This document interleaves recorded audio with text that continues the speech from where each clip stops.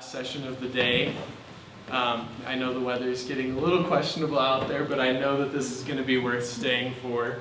So we have three excellent panelists with us this afternoon. Hopefully you've been able to attend at least one of their sessions. We have Adam Bunker of Papa Joe's Produce, Chanda Rule of Golden Rule Produce, and Evan Van Order of Living Root Farm.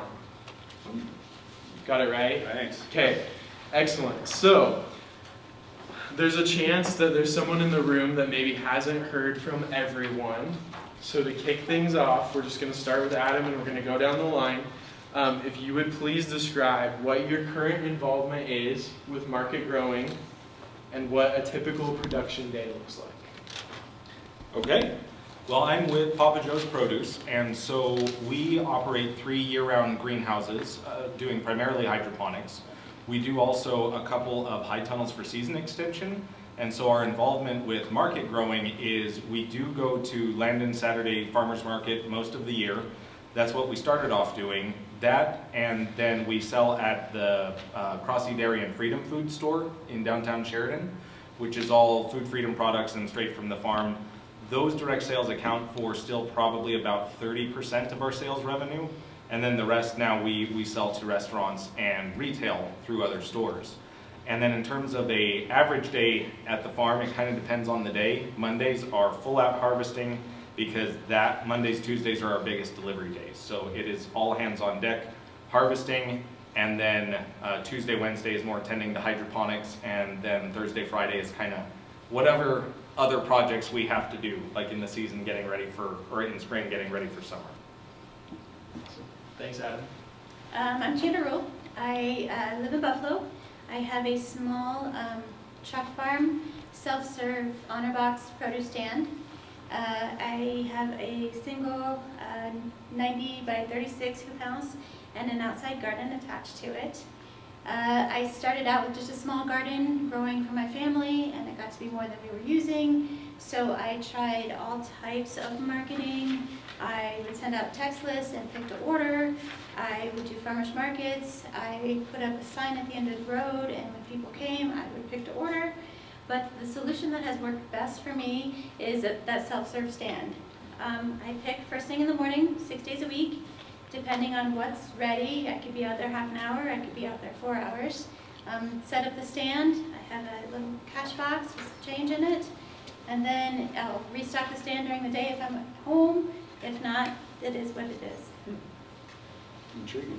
It might be an option. It works well. I'm a full-time bookkeeper, so this is just a part-time hobby, and it works well for us. Is it on your place? Mm-hmm. Yep. I'm Evan Van Order. We have Living Root Farm just outside of Hardin, Montana. And so this is, we grow vegetables for our local farmers market. We used to do CSA memberships.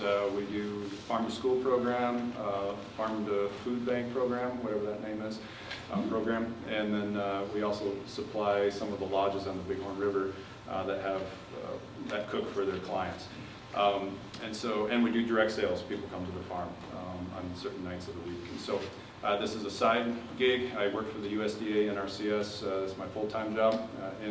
I'm the travel conservationist for the Crow Tribe for the USDA.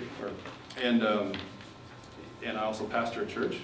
So I wear a lot of different hats. And we're growing food for our community. So a typical day of when we're in production, we have 2 high tunnels, 2 30 by 72 high tunnels for season extension, and about a 1/4 acre of outdoor garden. And a typical day is before work, go check things that are alive, make sure they're alive, and then when I get home from work, check them again, and then harvest. Depending on when we did like CSAs, it would be like Mondays. We do all of our salad. Cut and wash and bag, get that ready for the Tuesday pickups for our CSAs. Now we're kind of getting away from the salad greens as much and going more towards the season-long tomatoes, cucumbers, peppers, because they're just a little bit easier with our time constraints that we have. And then pumpkin, squash, melons on the outdoor plantings, and cut flowers, mainly for pollinators, but sometimes we'll sell some. So. Is that about it? That was great. I really like that idea, just stand. Yeah. All right, so I have a list of questions that were proposed by our organizing team, and I'm happy to throw those out there, but we're also opening this up to any questions from the audience. So if anyone has a question they would like to ask of our panel, be thinking. I'm going to go ahead and ask one from my list, but then I'll ask for a question from the audience after this. So here's the first question. What did you initially think your operation would consist of, and how did that change over time? I talked a little bit about it. It started out as a family garden and expanded. And, you know, we live in Wyoming, so if you can grow and you can grow more than you can use, there are outlets to get rid of it, whether food banks or restaurants or communities. You know, just you can grow it. What's that baseball movie? If you build it, they'll come. Yeah. If you grow it, somebody's going to eat it. Farm of dreams. What was the question again? What did we think it was going to look like? How's it changed from your initial, what did you think it would be? And I thought my kids would stay home forever. I forgot about them growing up and going to college and getting married. And so labor force, we were expanding just as they were about ready to fly the coop, you know, and it's like, oh, wait a minute. Fostering? So, yeah, and then foster, we're in the foster program, and that kind of happened at the same time. And so my wife's time resources and all of our time just got kind of constrained there too, got a little bit complicated. So I had big dreams and also big calling, I guess, and in order to step up in that area too. So just trying to make it all work, that was the part I didn't really, balancing all the life things that are going on. So. Do you have that all figured out? No. It's done right there too. Yeah. And Adam, you came on after your operation had already kind of been established, right? A little bit. So Joe was doing it purely as just a hobby greenhouse. So he was only going to farmers market, and that was originally what the model was. Even when I came on, it was mainly direct sales was what we looked at. And then because there was so much demand for it, we built a second greenhouse, and then we were growing too much lettuce for farmers market. So that's what made us start looking at more retail options. And it just grew from there.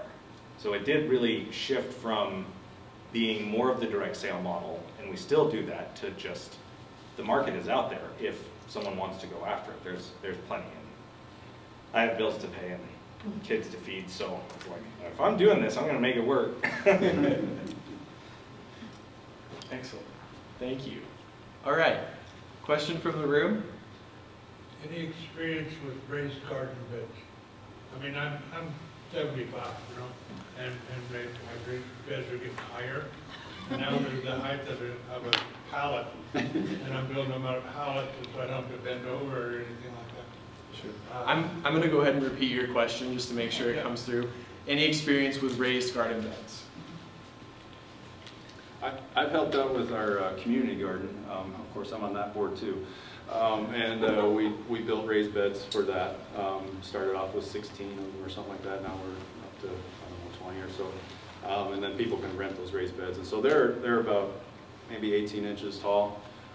3 2x6s, I guess, is probably what the height of them are. And so we had to truck in soil for that. And so buying good soil is the key.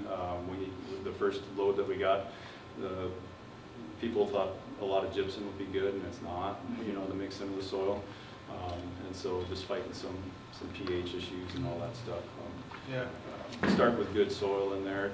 You're going to get more your soil is going to be more exposed, even though it's got border around it, and things are going to change with moisture. So keeping the soil health principles, you know, with mulching, that all applies the same to a raised garden as it does to one that's on the level. I know just very little, but I've seen a few of them built similar, and I think a good organization that has built a few is Rooted in Wyoming here in Sheridan. I know one of the things that actually that I was learning from the college here is to avoid metal for your sides, because it's going to heat things up. You mentioned pallets, so that's that seems to track pretty well. I know the deep ones that I've seen, a lot of times they'll fill them with logs or Yeah. cut wood, things like that, and then maybe some mulch and then your soil on top. Leaves. Mhm. But I don't really have much experience. I got a lot of hay, so I put down, regular bales of hay Mm. first, and then put the pallets on top of that. Oh, yeah. And then I'll put a lot of leaves and organic stuff, and I put some logs in there as well, because, well, you try to fill up the soil. It gets expensive, yeah. Yeah, but I just wondered, I know the soil, I have good ground, I mean, it's bottom ground right on the river. Just back on. No better soil than that, but to raise it up, you can't just go, dig your soil up. You go on can't just top. go like this. Anyway, huh? Right. Yeah, right. I would echo on the soil piece, just how important that is, finding a good source for it, because we've had experiences with containers where we bought poor soil and didn't realize it, and plants didn't grow for 6 weeks, and then I know. realized it's because the soil we got had a pH of 8.0. So, yeah, I would just echo the Ask for a importance of soil test before you buy it. Mhm. If they don't provide it, then Yeah. probably They just find say another it's good. source. That's a good idea. Great. Thank you. Yes, thank you for that question. All right, here's the next one from the team. What specific crops grow well or don't grow well in your system? And if something doesn't grow, what alternatives would you recommend? Ladies, Kale. that's over there. Grow again and again. I grow a ton of tomatoes. They don't always grow well. I mean, there's always issues, blossom end rot, other diseases. What was the question? What grows What grows well for you? That's what I grow a lot of. I grow a lot of cucumbers. Cucumbers grow well in my system. No corn. I used to have an acre of corn, but my kids all hit high school and beyond, and my coon control Really? left, and my, Coon control. Mhm. Yep.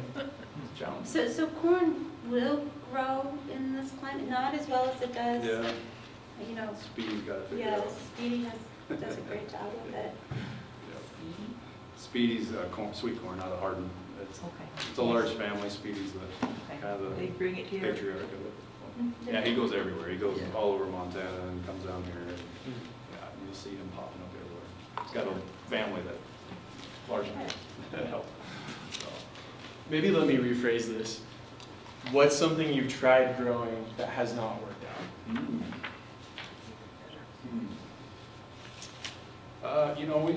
We do broccoli. We have done broccoli, and some years it's okay. Some years, I think we just get too hot and hardened. I actually grew jicama once. That was fun. That's in the high tall. I don't know if how productive it was compared to where it grows naturally down in Central America or whatever. But that's a testament to season extension if you grow that in Montana. Yeah, I'd have to echo.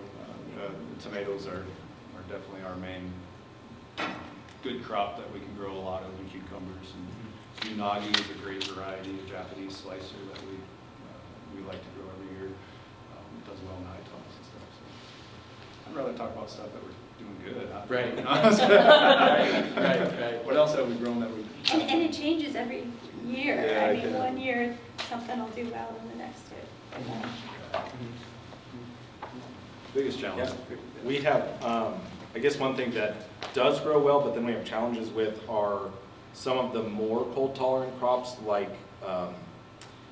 asparagus, spinach, cilantro, parsley. We, just because it's in a greenhouse, it gets too hot much earlier on. So it ends up, when we've done those in the past, we only did them as a winter crop. Because then about the time that it comes on and people have them in their gardens anyway, then it's too hot and they try to bolt and it's not worth it. Yeah, I'd echo that with the spinach and the high tunnels. Mhm. It's great early, but yeah, it can bolt pretty quick because it gets so hot. Mhm. Great. Another question from the room? Yeah. With your farm stand, you say you do it with an honor system, and you say I have pretty good luck with that. In my corner of the state, we have a lot of tourists coming through. We've considered doing this, but I just don't know if I trust people enough to do it right. You know, I really think that I haven't had an issue. There was, this last summer, you know, I just kind of do a mental math in my head when I set stuff out, and I thought I seemed short, but like the next day I seemed high. So our community is such that people might come through, oh shoot, I don't have my checkbook today. I've got notes in my can saying I owe you $5 or that kind of thing. And I live on the route to the county landfill. So I get people I don't know, I've seen campers come through with Alaska plates. I don't know how they find me, but I really don't think I have an issue. You know, there might be an instance here or there, but I'm still doing it. So I don't think Okay. I have an issue. People kind of think it's neat that you can trust somebody. That's why it's, What? when I see stands like that or something, it draws me to them because, oh, there's hope out there. They're gonna trust me to put the money in. Absolutely. So I kind of, Yeah, we'd like to do with our produce and, Yeah. eggs and meat, but I'm like, if I put a cooler out there with all that stuff in there, is it all just gonna walk away from somebody from Florida? We do it with eggs. We have an egg dispenser. We don't have any problems. If we do, they want them worse than we did. That was my go. other thought, you know, Yeah. if somebody takes it, they probably need it. But two, I'm doing tomatoes and cucumbers. I don't have a T-bone steak out there. Sure. So, Is your money can bolted down? nope, No? nope, they can take the whole can. And there'll be times when I'm gone, you know, the whole day. Right. If I'm home, I'll check it periodically, but I'll be gone, you know, on a Saturday and then, Cool. yeah. You don't ever man your booth then? If people will catch me if I'm out picking, but no. I would want to be able to use some trust because I don't trust very well either, but I would want to do Yeah. that. I would want to do it. I would, yes, I think that's a great idea and I would want to do that. And the people I do talk to, you know, if I've had people knock on the door, hey, where do we leave our money? Oh, there's a can out here, just go ahead and make change, and really, you trust people? So they're, yeah, like you said, they're kind of blown away that this still happens, this practice can still happen. That's the cool part of it. Yes, Yeah. yep. Yeah. There are places that have, like upstate New York is littered with those, just stands and Yeah. like apple orchards and just, there's layers of apples in bags and you just go, drop your $5-10 in, take a bag of apples and off to the races. So I think it's a wonderful concept. It's great. We'll go. Cash only, or do you do? I take checks, I'll find checks in there. But no Obviously, QR code no, or anything like that? no electronic. And that's why I think sometimes I get notes. Yeah. Hey, I don't have cash today, and they'll sign a name and a phone number, and it always gets wrapped up in a note back in there the next day or Those two. are the testaments to humanity. Exactly. Love it. There's another question over here. I was just gonna say, how close is your stand to your home or where your farm It's is? pretty close. Our house is just off the road, and then we have a circular driveway. It's probably, I don't know, 100 yards or so. But I'm not, I'll open the stand and leave for the day, so it's not I that think the closer to the main road, probably the more trouble you'd have. If they had to pull in a little ways, I think they'd be better. I don't know. Yeah, see, Who knows? my house is really close to the road, and I'm just gonna, but I'm not in front. I'm not gonna be guarding it. Yes. Right. I'm out back with the goats. Right. Was there one more question? Yeah, I don't know if you want to have a high tunnel, I just put some big wire up and put some screen over it and make it Yeah. over That's and all that stuff. And it works fine. But I was thinking of a heat source, just a little bit of a heat source in there. You know, like a little heat buddy, what's it called? Heat buddy? Heat buddy, as it's called. Buddy You heater. screw a little thing in there and it doesn't cost a lot of money. Propane But heater. it wouldn't take much, you know, and of course, if it's green, I got big tomato plants, and whenever it touches, moisture first of all, and then it freezes.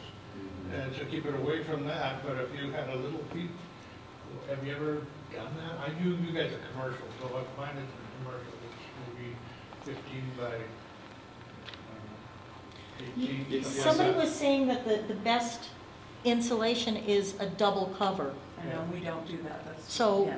That'll give you another 5 to 7 degrees protection with the inflated double layer on those high tunnels, Yeah. and just a little inflation fan to kind of make the pillow. So it does help some. We just have a single layer on our high tunnels, and then when I'm trying to extend that season, especially going into the fall with the tomatoes, I have a diesel heater, like a shop heater, those salamander heaters, but this one I rig it up on a thermostat. Basically, you can get off of Amazon. I can't remember the name of it, but you basically plug it in, and you can set digitally what temperature you want it to kick on at, and then it'll just supply power to that heater to ignite and You can burn, buy, and you it can buy an turns off. infrared one that makes its own electricity for the thermostats. You don't have to have electricity to run it. Oh. It makes a micro Oh, thing okay. off of the pilot light. Yeah, yeah. And that works pretty good. And then be sure to put a automatic attic fan for like your house. Put it in there to get rid of the heat when it gets too hot. Oh, yeah, if you get that. I never had that problem in the winter, but. But I mean, like, Yeah. like if you go into the summer Yeah, yeah, and you've yeah. got plants. Yeah, if you want to start stuff. yeah. But that's already pre-made with thermostat on it, so that works good. Yeah, you need a thermostat. Yeah. You can't have too much. I would think maybe 5, 10 degrees. Yeah, all you need is The keep most it above would 30, do it. 32. Because the infrared only heats what it hits. It doesn't have to heat all the air. So, and depending on how much you need, if it's really just a little bit, then water barrels Yeah. can be a really good way to bank Yeah, heat they'll during the radiate. day. And then, so you could do big ones to bank a lot of heat, or if you have low crops, then you can use gallon jugs. And then if you've got an extra little layer of plastic, you can just keep those in there. I saw a guy growing in a high tunnel year round without any extra heat, and it was almost all from water jugs. So he dug down into the ground, so he had a trench where he was doing his low crops. And he did a lot of leafy greens, lined the sides with 2-gallon office water jugs, and then had a frame where he'd run a tarp over it. Now he was also hanging lights like 6 inches off the plants. So at night when he's got his tarps over, those lights are putting out quite a bit of heat too. But even without the lights, he'd come out in the morning, uncover it, and that water is gonna really pick up a lot of heat throughout the day, and then release it overnight. And so if you're trapping it right on your crops, that might be problematic with taller things like tomatoes, where you've got to heat the whole space. Yeah. But it could be a way, even if you pair it with something like a little heater, especially with a thermostat on it, you could do some things like that are going to help offset it and really reduce that. So bury the jugs of water. You would want to I would think you'd want to maximize your daytime exposure. So paint them black and actually leave them where they're going to really gather heat throughout the day.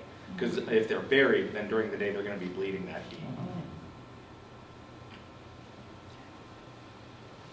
Great.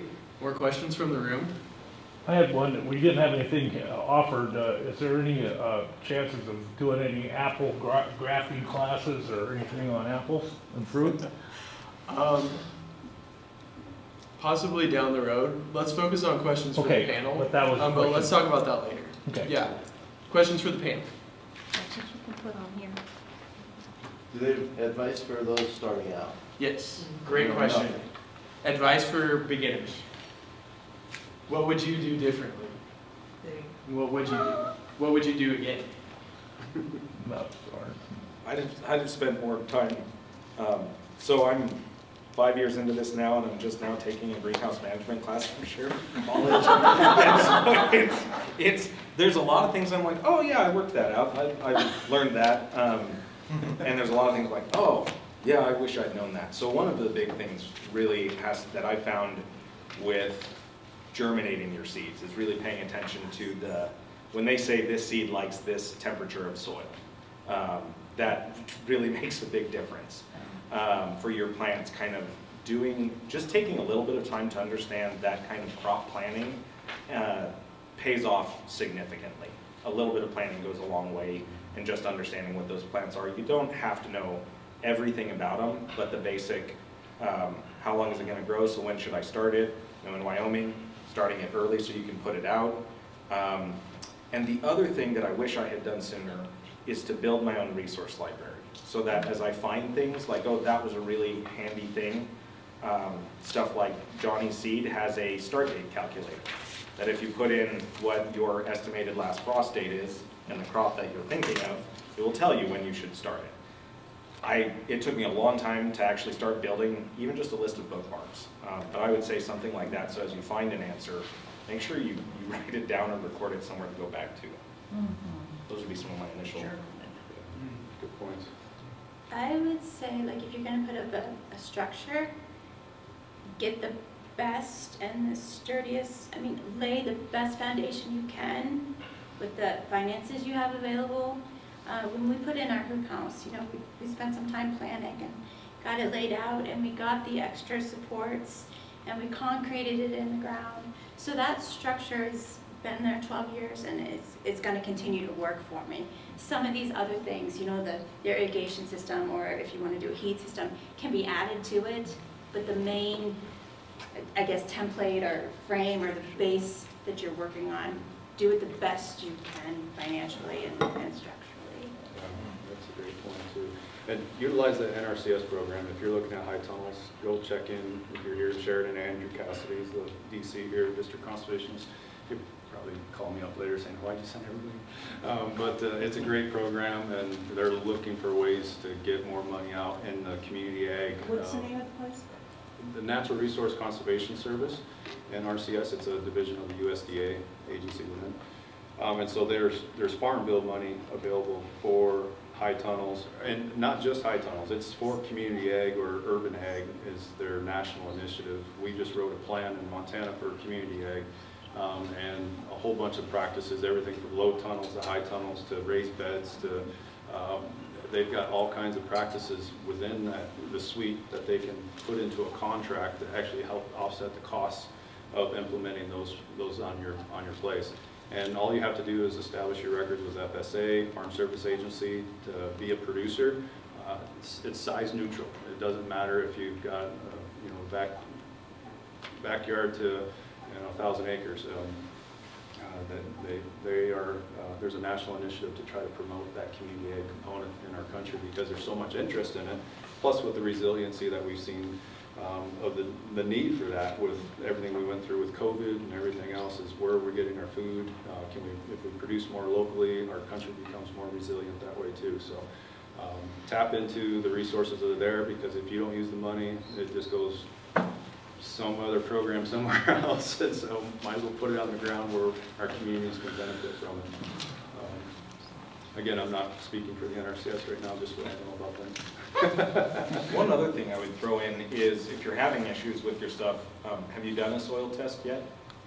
So those are, it sounds intimidating. They're not. They're really cheap. I think I've seen them at Home Depot, Landon's, and it's like you take a little piece of your soil and you basically mix it with some distilled water, and then there's different little things you crack in there, and it'll tell you what your nutrient levels are, what your pH is, and that can save you a ton of troubleshooting that you'd probably get there eventually, like, oh, I have nutrient issues, but if you test your soil, that's a really good thing to do as a And baseline. I think our conservation district down in Buffalo does it once a They'll year do it, for free. Yeah, and your extension agent should be able to help you with how to do a soil sample and where to go with it, if you want to send it off for analysis too. And look at your water quality too. I've had some folks in Hardin area, wells there are notorious for high in salts, and they wanted to do this grand scheme of a garden and everything, and plant it, put all these resources into it, and they put the toxic salt water on top of it, and everything dies. It's like, we just do a water quality sample.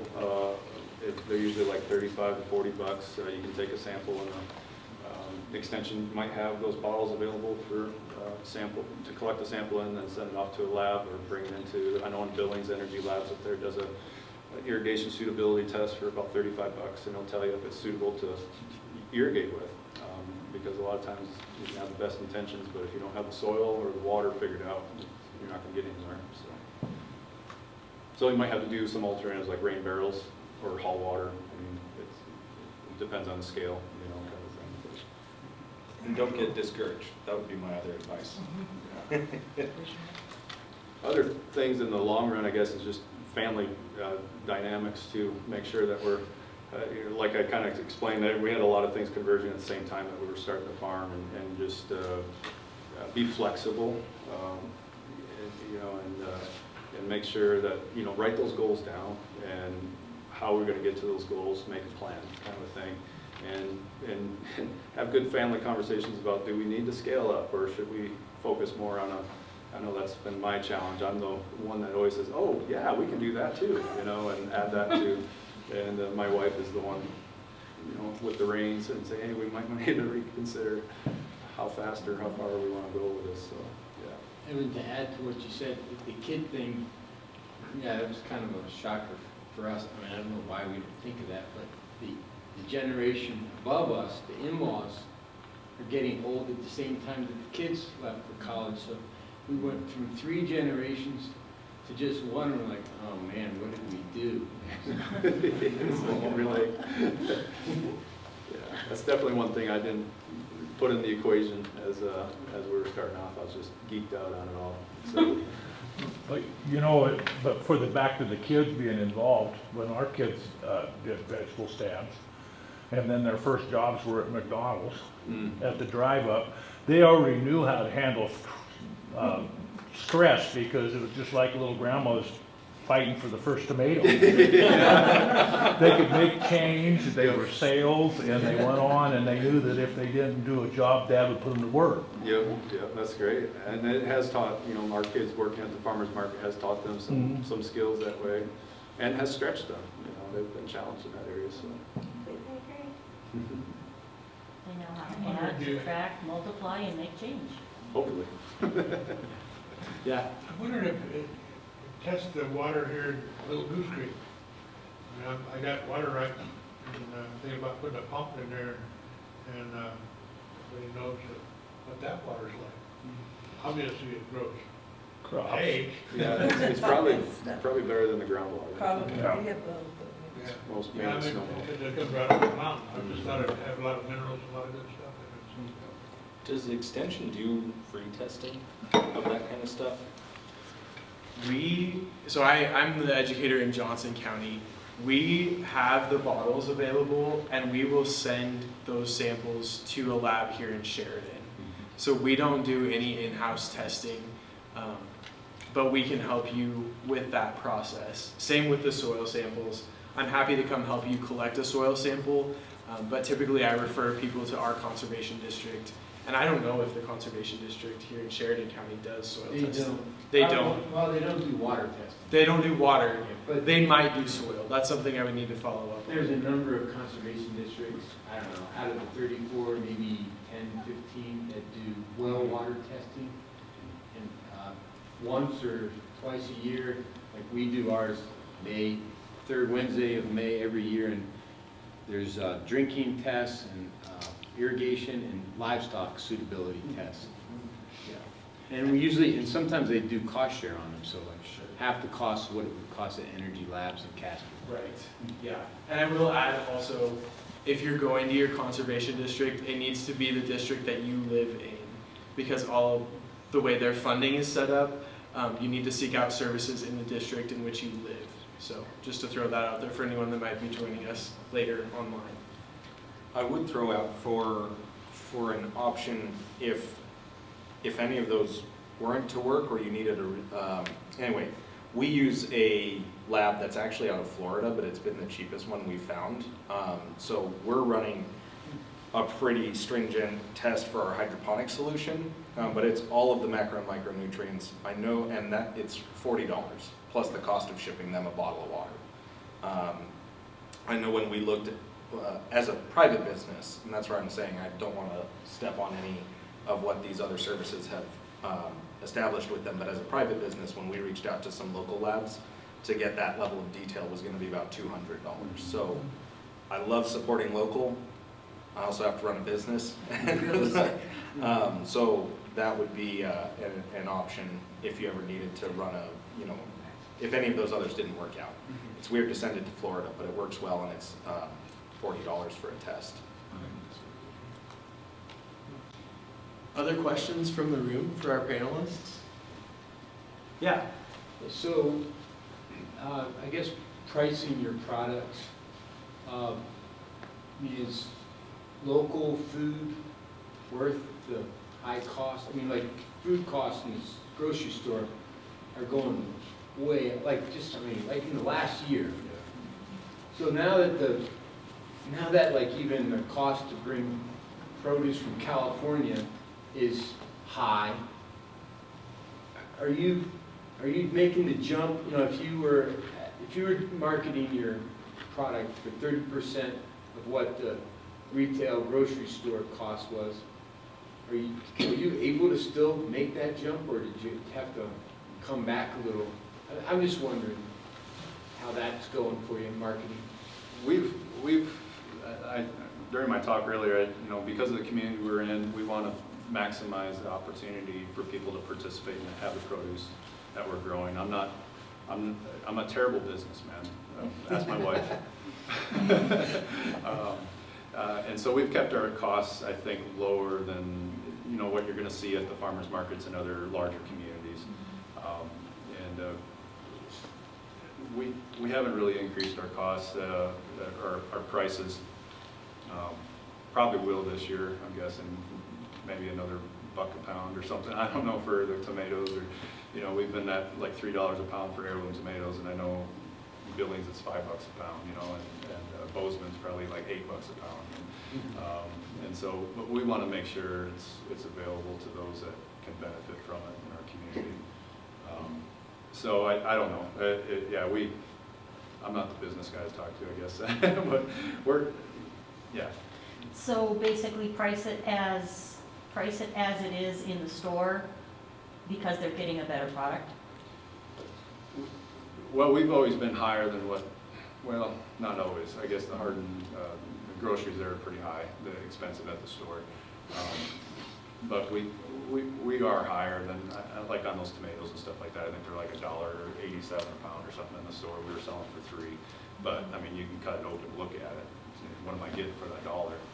And we would actually, and part of it is that nutrient density. I take a Brix meter along to the farmer's market, and the Brix meter just, you extract the juice from the vegetable. It's the same thing they use in the wine industry to test the sugars. And it basically correlates, that Brix number will show you the nutrient density of that fruit or vegetable. And it's a good visual, along with giving samples out, taste test samples. I don't know about your food safety laws. I'm sure I break laws there too. But we'll slice up a tomato and make it available if people want to take a slice and take a bite of it, or cherry tomato, they can just take a whole, a whole one or whatever. And that to me is where you're advertising that value of what they're actually buying for that $1 is actually more than worth it. Yeah. So, but yeah, the inflation stuff, it's challenging. Everything's expensive. How about you two? Change your prices? I'm not really sure how I'm gonna do it because I don't have a scale. I have to sell things by the piece with my, self-serve stand. So, I mean, I can make a quarter jump, but typically things are $1, $2, $3 for. So I'm not really sure how I'm going to price things. And again, I want my community to be able to get good, fresh, bright produce at a reasonable price. This is a hobby for me, so it's not, our livelihood is not based on this. Every year my prices maybe will go up a little bit, and a lot of mine depends too on demand. Like if early season I have 5 tomatoes, they might be $2 a piece, but mid-season when tomatoes are coming out my ear, the same tomato will be $1 a piece.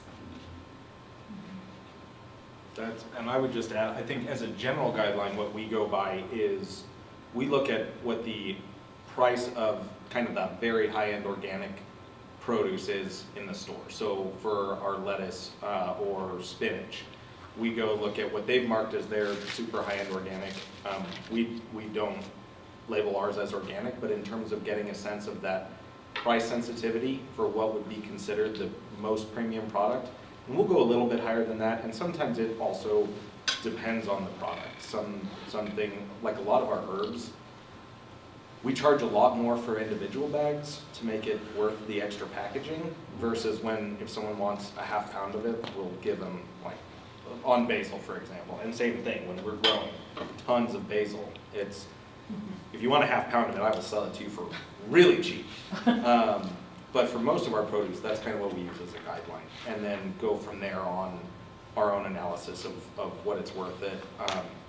We don't change our pricing throughout the year. We've only ever had to do that once, and we didn't like it, where we raised it in the winter. So with us growing year round, we try to keep our price consistent throughout the year, but it's at a point that we're saving money in the summer to cover it in the winter.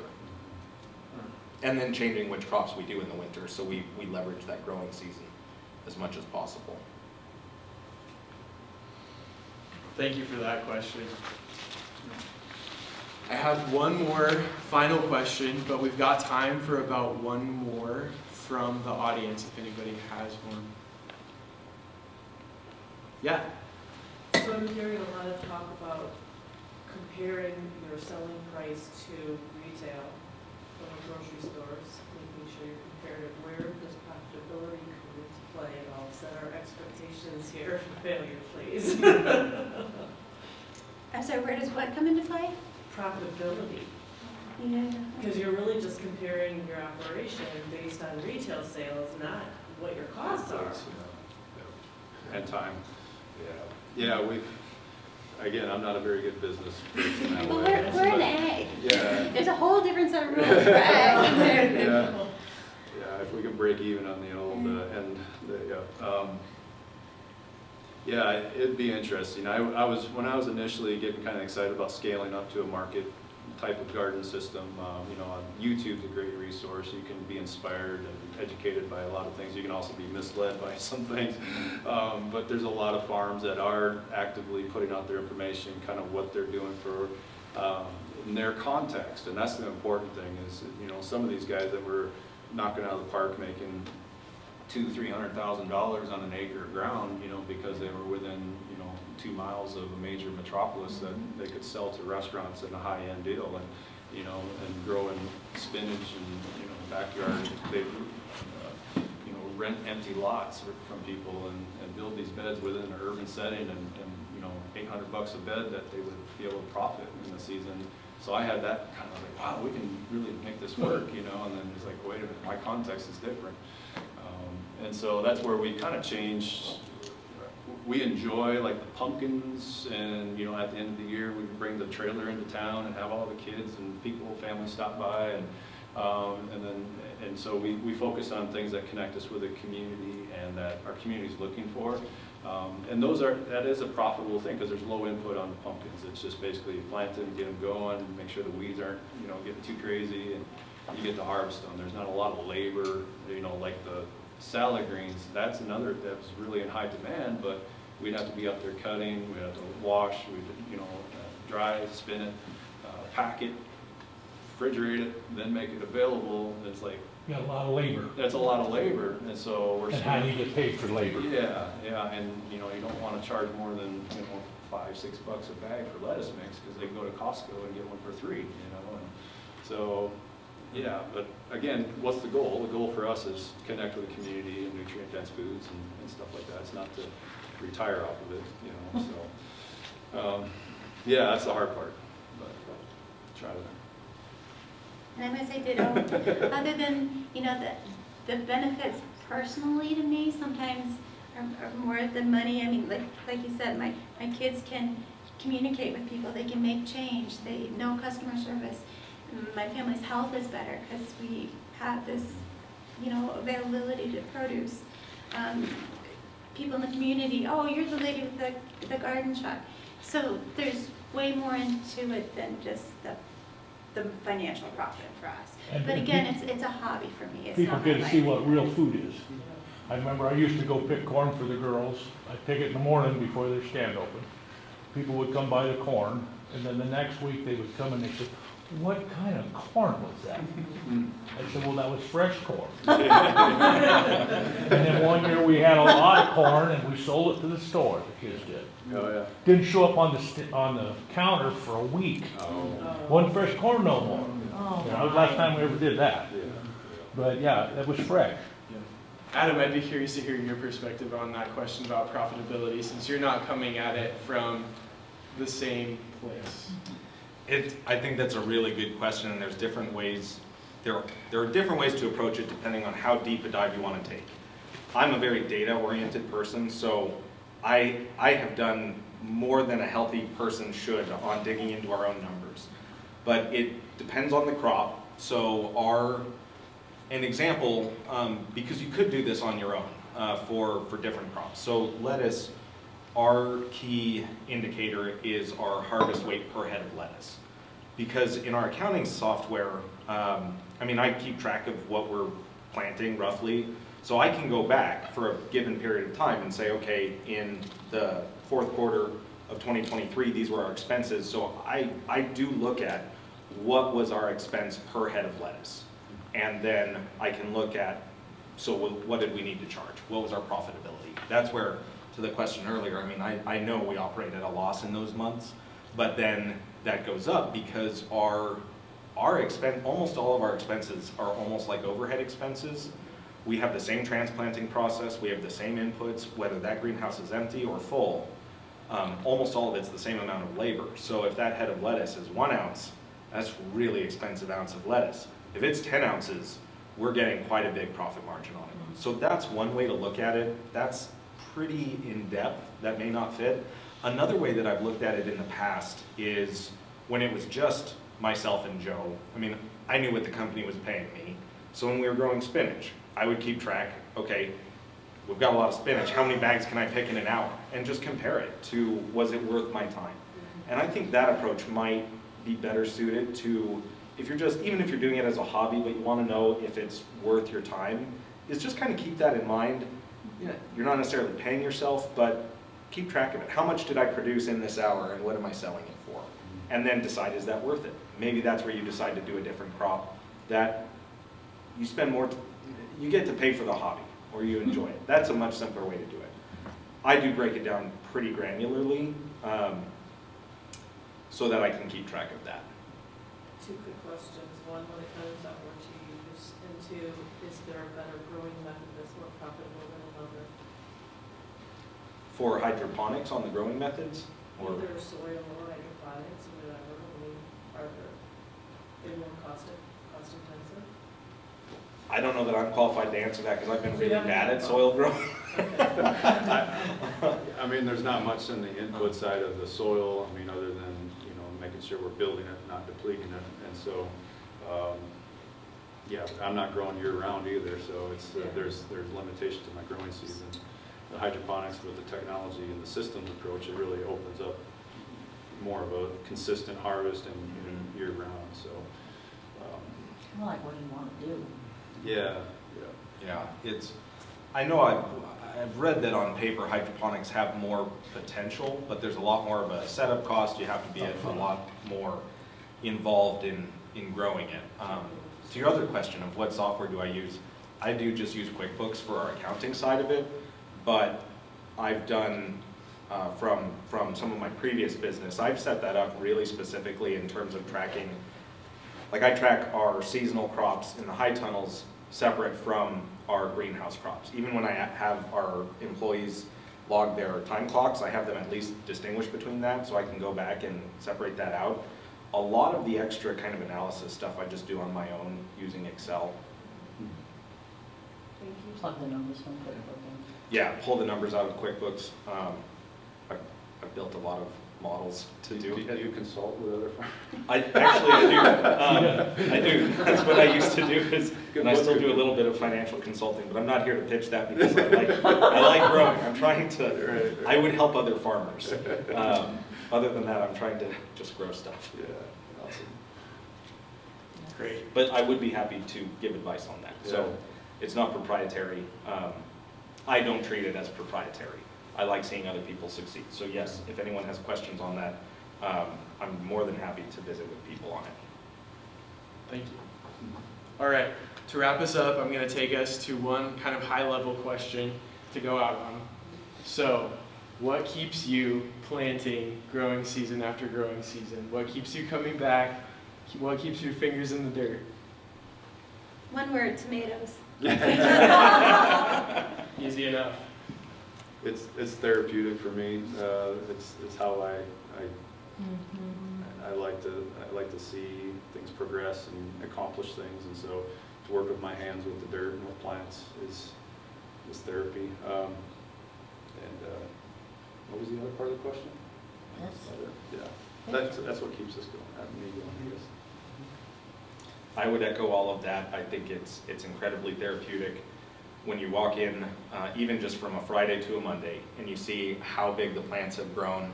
That is thoroughly exciting.